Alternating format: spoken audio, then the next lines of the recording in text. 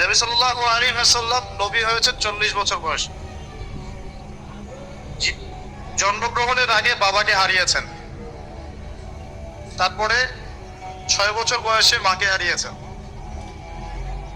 8 বছর বয়সে দাদাকেও হারিয়েছেন।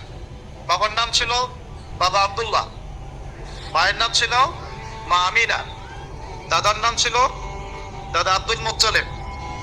এরপরে তিনি মানুষ হয়েছেন চাচার পরিবারে, চাচার নাম ছিল আবু তালেব। 8 বছর বয়স থেকে নিয়ে বলা যায় 53 বছর পর্যন্ত চাচার গার্ডিয়ানশিপেই ছিলেন। সুবহানাল্লাহ।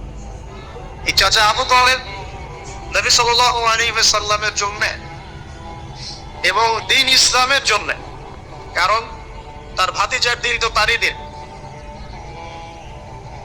এমন কোন ত্যাগ নাই যা স্বীকার করেন নাই। চাচা আবু তালেব নবী সাল্লাল্লাহু আলাইহি ওয়াসাল্লামকে যে সাপোর্টটা দিয়েছেন, এই সাপোর্টটা আমরা সবাই মিলেও এখনো দিতে পারি নাই। বিশ্বাস করেন?